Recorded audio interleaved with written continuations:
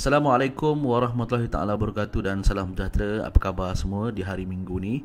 Hari ni hari Sabtu, 17 hari bulan 7, 2021. Okey, hari ni Sabtu dan hari ni ialah off day untuk trading. Bagi saya, kalau untuk trading yang off day ni, saya akan buat analisa lah. Tapi jarang saya akan tunjukkan dekat channel saya ni, YouTube channel. Tapi hari ni saya nak berkongsi dengan anda, dengan tuan-tuan semua, tentang analisa yang mudah bagi beginner ataupun newbie yang baru nak belajar trading. Satu benda ataupun satu setup yang paling mudah untuk anda faham sebelum memulakan trading. Hari ini kita akan kongsikan. Sebelum kita memulakan trading, sebenarnya ada banyak benda yang perlu kita perhatikan. Okey, di sini di depan tuan-tuan ni saya cuma bagi tahu ataupun menunjukkan untuk pair GBP JPY, Great Britain Pound versus Yen JPY. Apa yang saya buat ataupun apa yang selalu saya buat untuk saya mulakan trading ialah saya kena pastikan saya tahu pergerakan dalam view yang besar. Maksudnya kita tahu apakah yang terjadi dalam perjalanan bulan tersebut.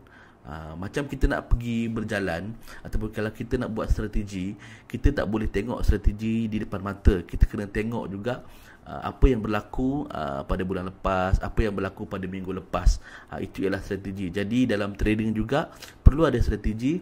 Kita kena tengok candle ataupun kita kena pastikan kita tahu, tengok dulu, view dulu pergerakan bulanan ataupun monthly bagi setiap pair ataupun setiap stok yang kita nak trade. Jadi dekat sini saya open dulu. Saya open monthly ataupun bulanan, candlestick pattern bulanan bagi pair GBP JPY ataupun dipanggil GJ lah.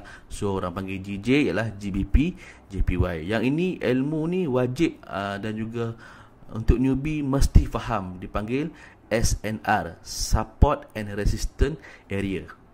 Bila kita dah buka kita punya chart dekat monthly ni, jadi kita nampak pada bulan ni, iaitu pada bulan Julai, ialah ni bulan Julai ni, yang merah ni Julai, dan ini ialah bulan Jun. Pada bulan Jun dia dah complete candle tu ialah candle merah ataupun saya panggil candle bearish. Candle bearish. Tapi untuk Julai ni bulan tak habis lagi, tapi pergerakan kita nampak ke arah bearish. Okey, jadi dekat sini kita nampak ada pada bulan Jun harga tu ialah harga bearish, dan pada bulan Julai dalam masih keadaan bearish ataupun merah. Okey, now kita beralih pula kepada candle mingguan ataupun candle weekly. Jadi saya klik untuk weekly line, weekly. Okey, ini ialah candle weekly. Kalau tuan-tuan perasan dekat weekly ni, di sini dia dah ada buat satu pergerakan candle ataupun last week pada minggu lepas. Pada hari ni, hari Sabtu, semalam kita tengok ada pergerakan bearish dekat sini. Jadi apa saya buat, saya dah nampak dah, iaitu untuk candle ni saya mencari position sell. Okey, so kalau nampak line merah ni, kita boleh adjust lagi lah line merah ni. Tengok dia punya, pastikan sama dia punya SNR dia. Dan dekat sini saya menambah lagi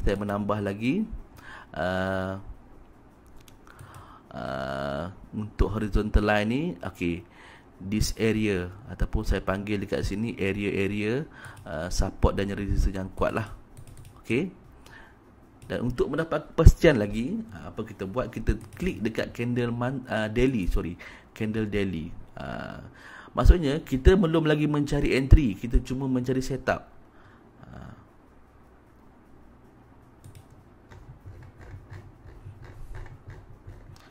Okey, nampak tak? Okey, saya perkemaskan lagi SNR saya. Maksudnya bila kita semakin mengecilkan kita punya SNR, mengecilkan kita punya time frame, kita akan memperkemaskan lagi di mana position SNR yang terbentuk.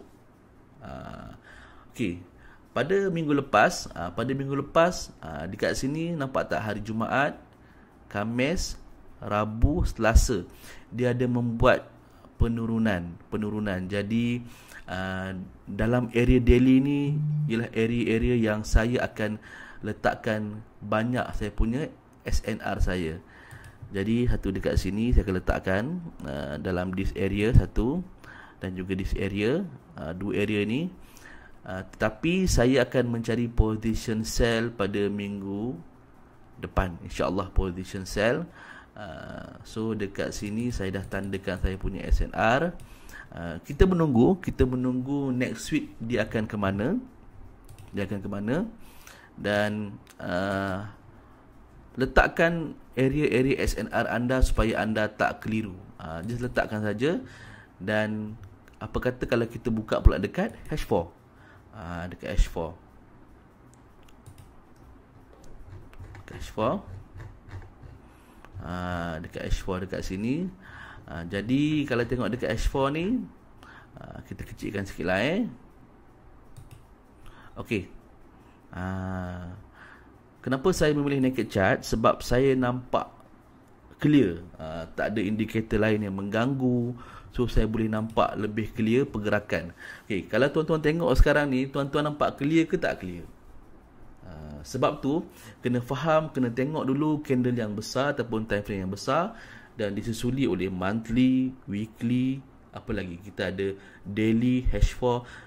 Ini ialah teknik yang mudah, boleh pakai untuk trading stock, untuk trading currency. Sebab technical benda yang sama, kena tengok chart. Kita kena faham technical analysis. Ini ialah benda basic yang perlu dibelajar untuk semua trader-trader faham. Kalau faham yang ini, insya-Allah trading anda akan konsisten. Sebab trading saya yang saya ajar, saya hanya menggunakan basic, beberapa basic yang lain lah. Tapi ini basic pertama yang kita kena faham ialah SNR. Teknik pertama ataupun benda pertama kena faham ialah SNR. Jadi bila macam ni kita clear entry. Okey tuan-tuan, sekiranya tuan-tuan dah faham dan nampak, ini benda yang paling wajib untuk dikuasai, iaitu SNR. Cara ni ialah simple saja, buka dulu time frame yang paling besar. Kalau ada daily, kalau ada yearly, saya buka yearly, tapi tak ada, saya buka monthly diikuti oleh weekly, lepas tu follow by daily dan juga H4. Dekat H4 kita perkemaskan kita punya SNR. Contoh macam ni kan, kita boleh perkemaskan lah. Perkemaskan SNR kita tengok dekat mana entry yang terdekat. So saya akan mencari area-area yang sesuai untuk saya sell dekat kawasan SNR sahaja. Saya tak mencari kawasan-kawasan yang tiada SNR. Jadi itu saja perkongsian saya di Sabtu ni, dan insya-Allah sekiranya bermanfaat boleh gunakan, dan juga boleh applykan. Kalau anda rasa nak belajar lagi detail, bukan detail lah, nak belajar basic yang lain, boleh komen dekat bawah saya punya YouTube channel ni. InsyaAllah kita akan bantu anda secara percuma. Okey, selamat berhujung minggu. Jaga diri, jaga SOP dan juga jaga jarak anda.